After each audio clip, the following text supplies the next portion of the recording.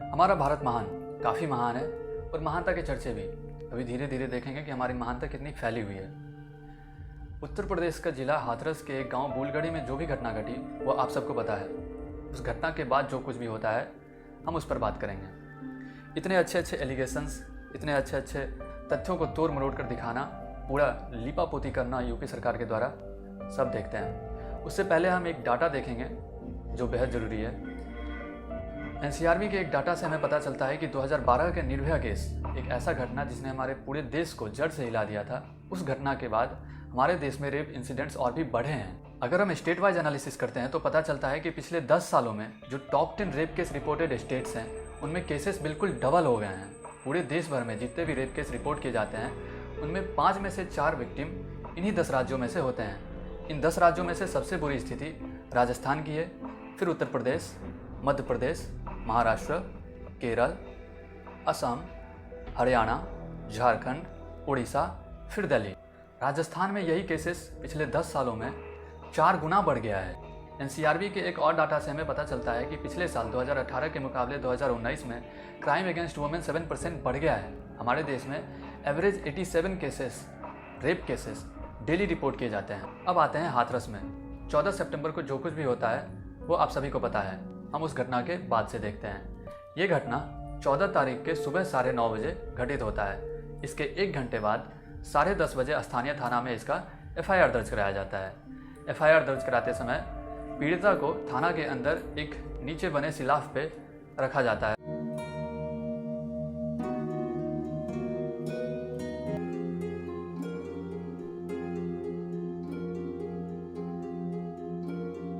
वहाँ से फिर हॉस्पिटल ले गए, हाथरस बागला हॉस्पिटल। हाथरस के स्थानीय अस्पताल में भर्ती करने के 2 घंटे बाद इन्हें जेएनएमसीएच भेजा जाता है, Jawaharlal Nehru medical college and hospital.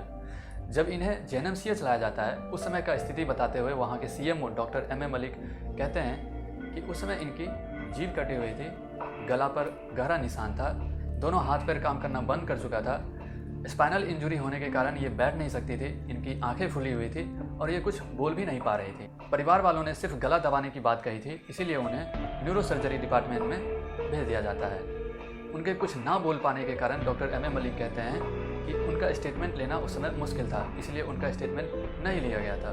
22 तारीख को इन्हें इन्फॉर्म किया जाता है कि पेशेंट की हालत क्रिटिकल है, इसीलिए डाइंग डिक्लेरेशन लेने के लिए मजिस्ट्रेट को बुलाना चाहिए। शाम 5 बजे मजिस्ट्रेट उनका स्टेटमेंट लेती हैं और उसी दिन पहली बार विक्टिम रेप का जिक्र भी करती हैं। उसी सुबह पेशेंट एक नर्स से कहती हैं कि उनके साथ वेजिनल पेनिट्रेशन भी हुआ है और उनका स्टेटमेंट भी, उस नर्स का स्टेटमेंट भी मजिस्ट्रेट द्वारा लिया जाता है। एसआईटी के लिए वो नर्स एक विटनेस भी हैं। उसी दिन ये केस एफएसएल आगरा को रेफ़र किया जाता है।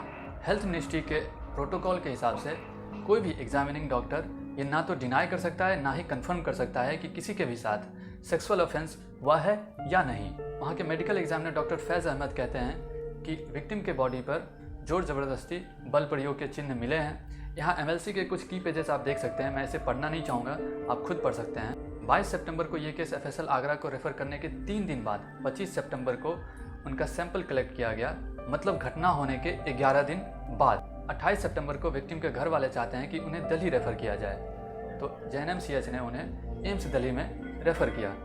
जेएनएमसीएच के डॉक्टर सिद्दीकी कहते हैं कि हमें समझ नहीं आता कि जब हमने एम्स में रेफ़र किया था तो विक्टिम को सफदरजंग हॉस्पिटल में क्यों भर्ती कराया गया। इसका जवाब हाथरस जिला प्रशासन को देना चाहिए। सफदरजंग के एक सीनियर डॉक्टर बताते हैं कि पेशेंट को लगभग शाम के 3:30 बजे लाया जाता है। यहाँ लाने के बाद उनकी स्थिति और भी ज़्यादा ख़राब हो जाती है। अगले दिन 29 सितंबर को सुबह 5:30 बजे उन्हें एक कार्डियक अरेस्ट आता है और 6:55 पर उनकी देहांत हो जाती है और यहीं से सब कुछ शुरू होता है। पोस्टमार्टम के बाद रात 9:30 बजे पुलिस ऑफिशियल्स परिवार वालों को बिना बताए बॉडी को लेकर सफदरगंज से हाथरस की ओर चलते हैं। इसके आधे घंटे बाद उनके पिता और भाई भी डीएम और एसपी के साथ गांव की ओर बढ़ते हैं। इसी बीच गांव में मौजूद ऑफिसर्स देर रात अंतिम संस्कार के लिए लकड़ी और आग का इंतजाम करने लग गए। इस सब के दौरान वहां पर एकमात्र पत्रकार तनुश्री पांडे भी मौजूद थी। लगभग 12:40 के आसपास एम्बुलेंस गाँव में प्रवेश करती है। चारों तरफ पुलिस भरी थी, 3 लेयर के बैरिकेड्स लगाए गए थे। गाड़ी सीधा विक्टिम के घर से 200 मीटर आगे दूर जाकर वहां रुकती है जहां पर शमशान बनाया गया था। सभी लोग गाड़ी के पीछे भागते हैं। विक्टिम की मां ऑफिसर्स के पैरों पर गिर जाती है। वो एक अंतिम बार अपनी बेटी को घर ले जाना चाहती है, अंतिम संस्कार से पहले वो अपना रस्म पूरा करना चाहती हैं। हम चाहते हैं हमारी बेटी को घर तक ले जाया जाए। हमारे जो हिंदू नियम है, हमें हल्दी वगैरह लगानी होती है, हम अपनी बेटी को हल्दी वगैरह लगा के हमारी आखिरी बच्ची की विदाई है। अब लौट के तो दोबारा नहीं आएगी। हम अपनी बच्ची की अपने घर से ही दरवाजे से ही विदाई करना चाहते हैं। किसी ने उनका चेहरा तक नहीं देखा था। बॉडी देखी थी आपकी बेटी की बॉडी है? नहीं। किसकी बॉडी लग रही थी आपको? अब जी ना मालूम कौन की। लगभग 1-1.5 घंटे से वहाँ पर मौजूद ऑफिसर्स जबरदस्ती परिवार वालों को अंतिम संस्कार के लिए कह रहे थे। परिवार वालों के नाम मानने पर वहाँ पर मौजूद पुलिसकर्मियों ने इन्हें जबरदस्ती घर में बंद किया और उनके पिता और भाई को खींच कर लाने लग गए ताकि वहाँ पर ऐसा लगे कि उनकी गैर मौजूदगी में अंतिम संस्कार नहीं किया गया है। पुलिस वाले ने कहा कहते हैं भीतर बंद कर दे और कहा कहते उन लोगों ने बेटी की बॉडी को लेकर चले गए। ऐसा करने से परिवार वाले खुद अपने आप को घर में बंद कर लेते हैं और डिमांड करते हैं कि एक अंतिम बार बॉडी को घर के अंदर लाया जाए, उन्हें देखने दिया जाए। लेकिन पुलिस वाले नहीं मानते हैं और खुद अपनी मर्जी से रात के 2:30 बजे अंतिम संस्कार कर देते हैं। घटनास्थल पर मौजूद पत्रकार तनुश्री पांडे के फुटेज से हमें पता चलता है कि प्रशासन के द्वारा किया गया ये दावा कि अंतिम संस्कार के द्वारा परिवार वाले मौजूद थे, ये सरासर झूठ है।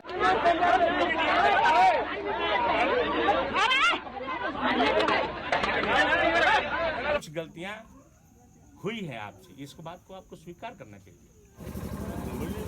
सर मुझको एक बार बस बता तो दीजिए कि बॉडी है कि क्या है। मुझे सर राइट नहीं है बोलने का। मैं आपको थर्ड क्या क्लास है? का आपने एक पुलिस क्या- ऑफिसर ये हूँ। जल क्या रहा है आपके सामने? ये थर्ड बता स्केल दीजिए। का पुलिस ऑफिसर हूँ, मुझे बोलने का अधिकार नहीं हिंदुस्तान। आप ये क्या चल रहा है इतना बस बता दीजिए सर, बस इतना सा मुझे बता दीजिए। बस मैं- मेरी information दीजिए। मैं क्राइम नहीं, ब्रांच अभी में आप बोल हूँ। रहे थे ना कि कुछ और चल रहा है। मुझे आई डोंट नो। नहीं अभी मैं आपने बाहर मुझे- से हूँ। नहीं अभी आपने मुझे बोला कि नहीं बॉडी नहीं है। क्या है सर, बॉडी है कि नहीं है? मेरी ड्यूटी यहाँ पर है आप लोगों को इस बताने मैं के लिए कि आप लोग आगे ना बढ़े। बस मैं यहाँ आगे पर नहीं बढ़ रही हूँ, आप मुझे बता दीजिए क्या चल रहा आप है। इस बारे में डीएम साहब से पूछना क्या आई चल रहा है, है। सर? डीएम साहब से आपकी बात हुई सर, ये है? क्या चल रहा है? डीएम साहब से बात हुई है सर, आपकी? चल क्या रहा है? डीएम साहब से बात हुई है सर, ये आपकी? क्या चल रहा है? डीएम साहब से बात हुई है क्या आपकी? चल रहा है? मिनट अब कर लिया ना आप लोगों ने जो करना है, हटिए एक बार। ये सब देखने के बाद देश की जनता के अंदर आक्रोश फैलता है।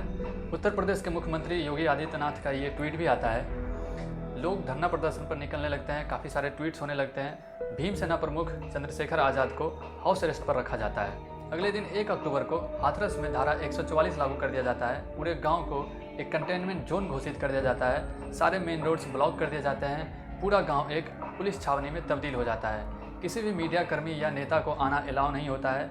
इंडिया गेट के पास भी 144 धारा लागू कर दिया जाता है। कांग्रेस नेता राहुल गांधी और प्रियंका गांधी, उनके साथ कांग्रेस कार्यकर्ता सभी विक्टिम के परिवार से मिलने निकलते हैं, लेकिन रास्ते में ही यमुना एक्सप्रेसवे पर उन सभी को रोक दिया जाता है। कांग्रेस कार्यकर्ता और पुलिस कर्मियों के बीच हाथापाई होती है। इसी दौरान राहुल गांधी नीचे भी गिर जाते हैं। इसके बाद राहुल गांधी अकेला ही विक्टिम के परिवार से मिलना चाहते हैं, लेकिन उन्हें अरेस्ट करके दिल्ली भेज दिया जाता है।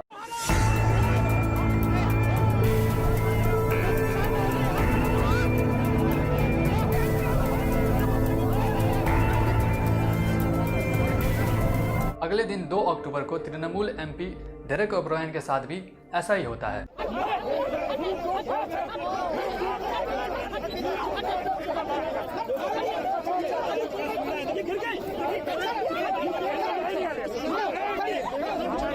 धारा 144 लगने के बाद भी हाथरस में ठाकुरों की एक पंचायत रखी जाती है। वो लोग धरना करते हैं, लेकिन प्रशासन को इनसे कोई परेशानी नहीं होती है।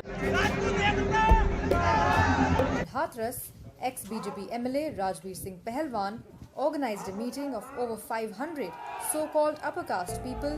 भीमसेना प्रमुख चंद्रशेखर आजाद को दोबारा पीड़िता के परिवार से मिलने से रोका जाता है। हाथरस में किसी को भी परिवार से न मिलने दिए जाने पर लोग दिल्ली में जंतर मंतर पर धरना प्रदर्शन शुरू करते हैं।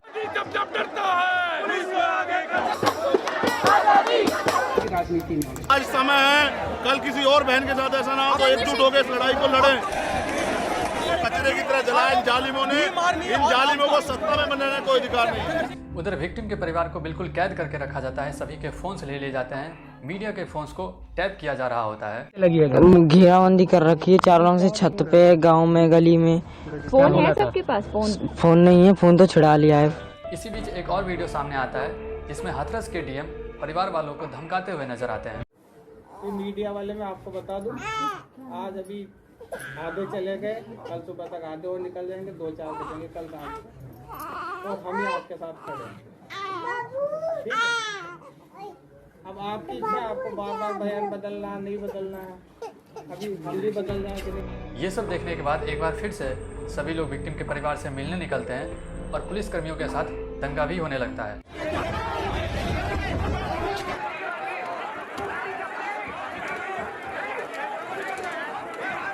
और काफ़ी कोशिशों के बाद सभी को मिलने दिया जाता है और मीडिया को भी अलाउ किया जाता है।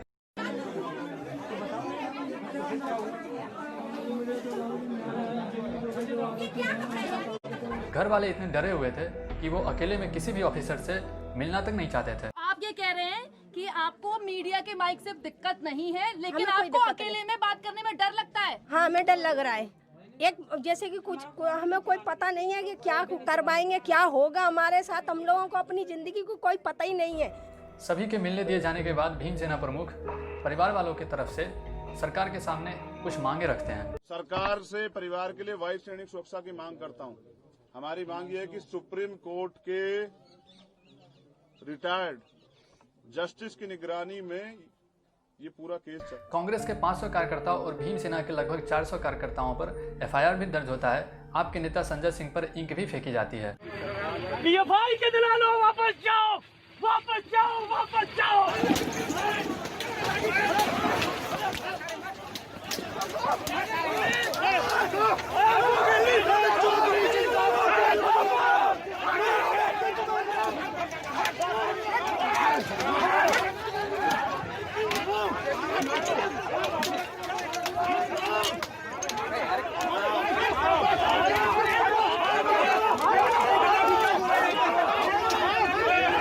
इस ट्वीट से हमें ये तो नहीं पता कि बात क्या हुई है, लेकिन जिन आरोपियों की बात हो रही है वो शायद यही लोग थे।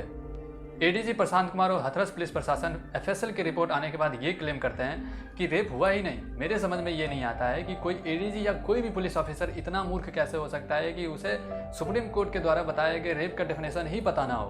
हमारे हेल्थ मिनिस्ट्री के गाइडलाइंस के हिसाब से विक्टिम का सैंपल 4 दिन के अंदर मतलब 96 घंटे के अंदर लिया जाना चाहिए। सीएमओ कहते हैं जेएनएमसीएच के कि कोई भी स्पर्म 3 दिन से ज़्यादा तक जिंदा नहीं रह सकता है, लेकिन इस घटना में सैंपल 11 दिन बाद लिया गया था, तो ये कभी संभव ही नहीं था कि एफएसएल की रिपोर्ट में रेप की पुष्टि हो सकती। लेकिन यहाँ भी एफएसएल की रिपोर्ट ने रेप को डिनाई नहीं किया है, क्योंकि ये हेल्थ मिनिस्ट्री के गाइडलाइंस के खिलाफ है। रेप एक लीगल टर्म है जिसे सिर्फ कोर्ट में तय किया जा सकता है। 3 अक्टूबर को हाथरस के एसपी विक्रांत वीर को और उनके साथी 3 पुलिस ऑफिसर को सस्पेंड कर दिया जाता है। हाथरस केस पर उत्तर प्रदेश के मुख्यमंत्री योगी आदित्यनाथ का ये बयान सुनिए। वे लोग देश में भी और प्रदेश में भी दंगा, जातीय दंगा भड़काना चाहते हैं, सांप्रदायिक दंगा भड़काना चाहते हैं। इनका एक बयान और सुनिए। अगर एक हिंदू को मारेंगे तो 100 को हम भी मारेंगे। वह जिस प्रकार का व्यवहार करेगा उसका 100 गुना हम लोग करेंगे। जिन्हें भी ये लगता है कि ओपोजिशन हाथरस में जाकर अपनी पॉलिटिक्स कर रही थी, मेरे पास उनके लिए एक सवाल है कि रूलिंग पार्टी भी हाथरस में उस दिन अपनी संवेदना दिखाने क्यों नहीं गया, और हमारे प्रधान सेवक अभी तक चुप क्यों हैं।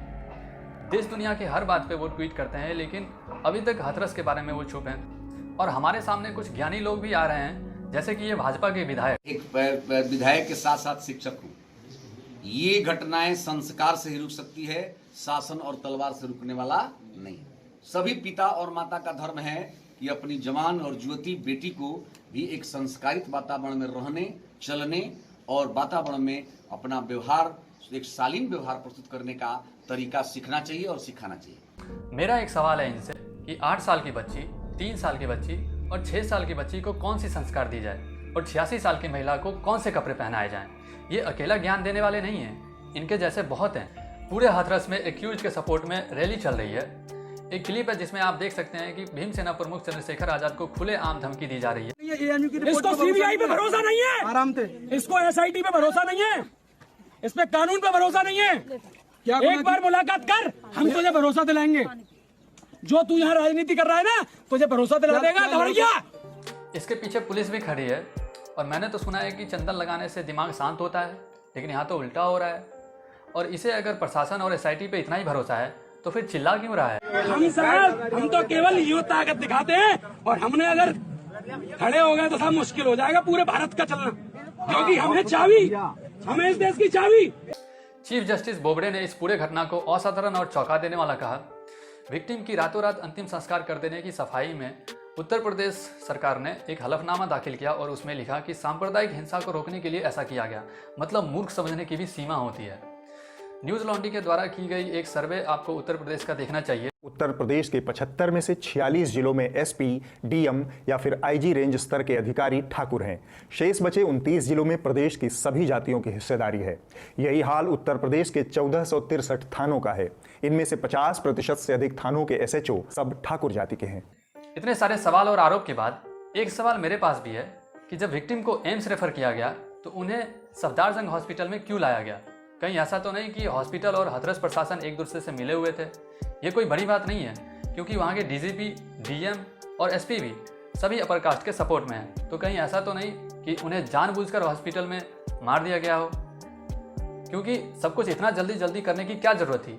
और परिवार आरोप लगाता है कि किसी को भी सही से एक बार भी देखने तक नहीं दिया गया। जिनके हाथ में प्रशासन सौंपी गई उसे संभालने के लिए उन्होंने ही उसकी धज्जियां उड़ा दी। अगर आप चाहते हैं कि मेरी आवाज़ और भी लोगों तक पहुंचे तो इस वीडियो को शेयर ज़रूर कीजिएगा। धन्यवाद।